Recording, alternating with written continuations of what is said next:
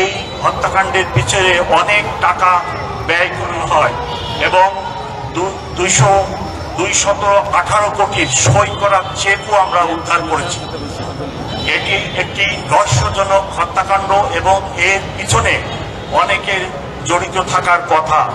আমরা 10 জনকে অ্যারেস্ট করেছি এবং ডিএমপি কমিশনারকে বক্তব্য রাখার জন্য অনুরোধ করছি।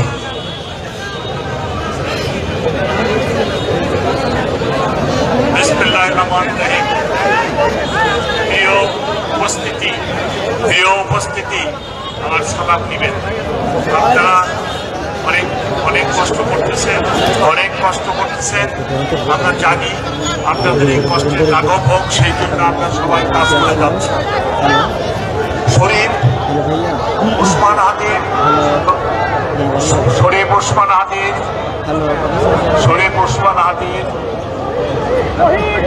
তদন্ত কার্য পুরোদমে চলতেছে। আপনারা একটু প্লিজ ধৈর্য ধারণ করুন।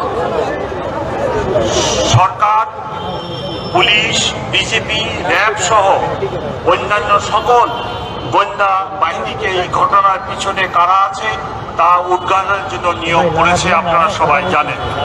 ইতিমধ্যে আমাদের এই হত্যাকাণ্ড ও রহস্য উদ্ঘাটন এবং তদন্তের যথেষ্ট অগ্রগতি আছে। তদন্তের স্বার্থে আমি তদন্তের সব বিষয়াদি এখানে বলাটা ঠিক হবে না, তাহলে আমাদের প্রতিপক্ষ আমাদের রহস্যগুলো জেনে যাবে। তাই যতটুকু সম্ভব তদন্তের যে অংশটুকু বলা যায় আমি সেগুলো আপনাদের কাছে এখন বলছি। মামলা তদন্তে চলাকালীন এ যাবৎকাল 10 জনকে গ্রেপ্তার করা হয়েছে। তার মধ্যে উল্লেখযোগ্য আছে হুমায়ুন কবির ফয়সালের বাবা, হাসি বেগম ফয়সালের মা, সামিয়া ফয়সালের স্ত্রী, শিপু ফয়সালের স্ত্রীর বড় ভাই, মারিয়া ফয়সালের গার্লফ্রেন্ড, নুরুজ্জামান ফয়সালের পলায়নের প্রাইভেট কার সরবরাহকারী ও অন্যতম সহযোগী কবির মোটরসাইকেলের সম্ভাব্য সরবরাহকারী। এই তদন্তে আমরা যে 2টি পিস্তল ব্যবহার করা হয় সেই পিস্তল 2টি উদ্ধার করেছি। সেই পিস্তল 2টি এখন পরীক্ষার জন্য সিআইডিতে সায়েন্টিফিক পরীক্ষার জন্য আছে, সেটা তদন্তের স্বার্থে আমাদের প্রয়োজন। যে মোটরসাইকেলটি ব্যবহার করা হয়েছে সেই সাইকেলটি ডিবি পুলিশ উদ্ধার করেছে। এছাড়া এই হত্যাকাণ্ডের পিছনে অনেক টাকা ব্যয় করা হয় এবং 218 কোটির সই করা চেকও আমরা উদ্ধার করেছি। এটি একটি রহস্যজনক হত্যাকাণ্ড এবং এর পিছনে অনেকের জড়িত থাকার কথা। আমরা 10 জনকে অ্যারেস্ট করেছি এবং আমি এখানে বলতে পারতেছি না, তবে এর পিছনে কারা আছে সেগুলো উদ্ঘাটনের জন্য আমরা জোর প্রচেষ্টা চালাচ্ছি এবং অনেক ক্ষেত্রে আমাদের যথেষ্ট অগ্রগতি আছে।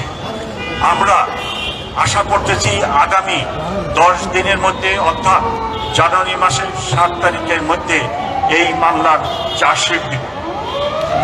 এই মামলা সংক্রান্তে আমার কাছে অদ্যাবধি যে তথ্য আছে আপনাদেরকে দিলাম।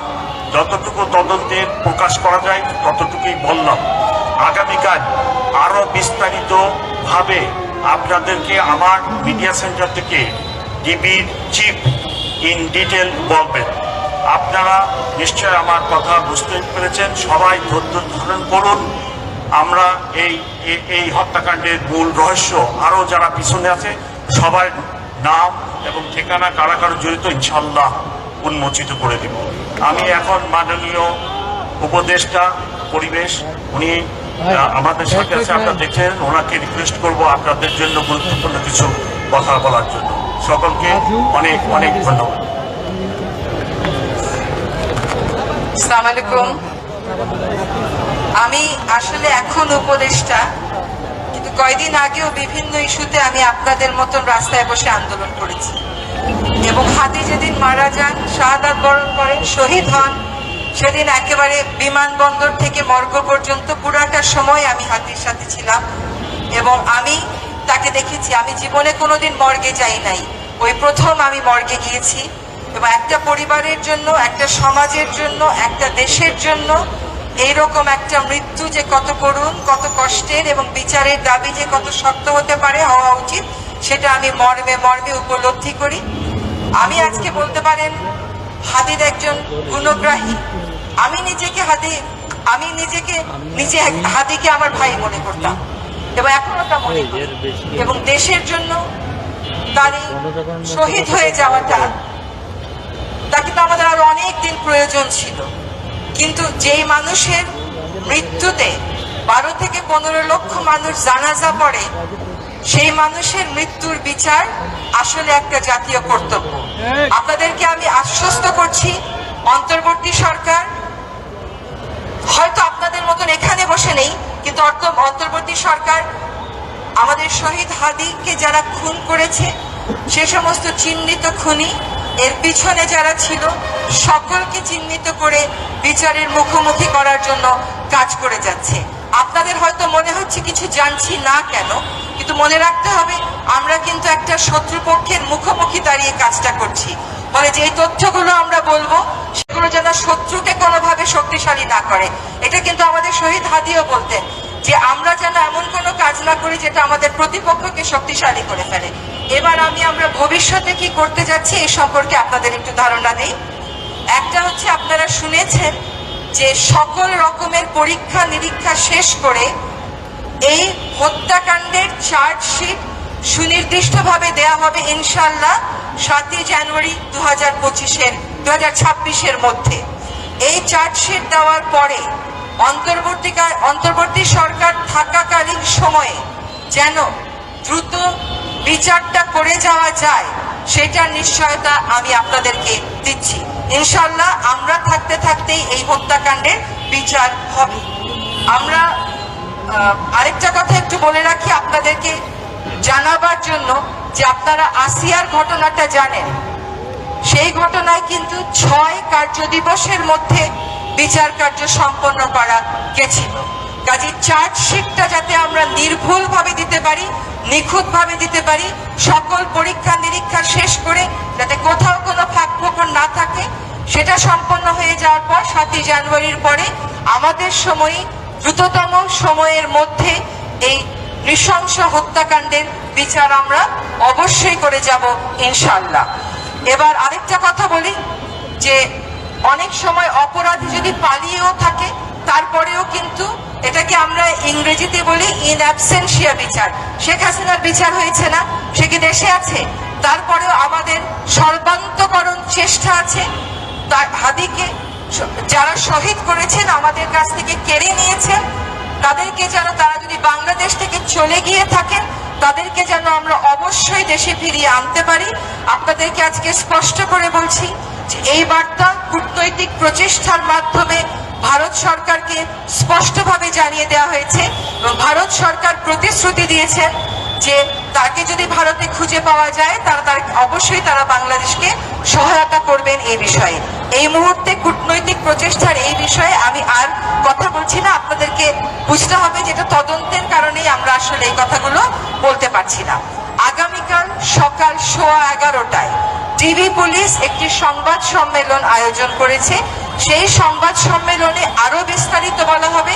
আমি কেন আরো বিস্তারিত বলছি না, কারণ কিছু কিছু জিনিস এখনো ভেরিফিকেশন বা সত্য যাচাইয়ের পর্যায়ে রয়েছে। আমরা একেবারে কোনো রকমের ভুলভ্রান্তি রাখতে চাই না। আগামীকাল সকাল 11:15টায় ডিবি পুলিশ যে সংবাদ সম্মেলন করবেন, সেই সংবাদ সম্মেলনে আপনারা আরো বিস্তারিত জানতে পারবেন। আমি আমার বক্তব্য এখানেই শেষ করছি। আপনাদের সকলের সাথে আমাদের আত্মার অবশ্যই মিল আছে, আমাদের চাওয়ার অবশ্যই মিল আছে। আমরা শহীদ হাদির পরিবারের সাথেও যোগাযোগ রাখছি। আমরা অবশ্যই এই বাংলাদেশের মাটিতে দ্রুততম সময়ের মধ্যে, অন্তর্বর্তী সরকার থাকাকালীন সময়ের মধ্যে আমাদের হাদিকে যারা মেরে ফেললো তাদের বিচার সম্পন্ন করে যাব। সবাইকে ধন্যবাদ। সবাই চুপ, একদম চুপ। তারা যাবে, এরপরে আমরা কথা বলবো, ঠিক কিনা? আপাতত সবাই চুপ, তাদেরকে আমরা যাওয়ার জায়গা করে দিই।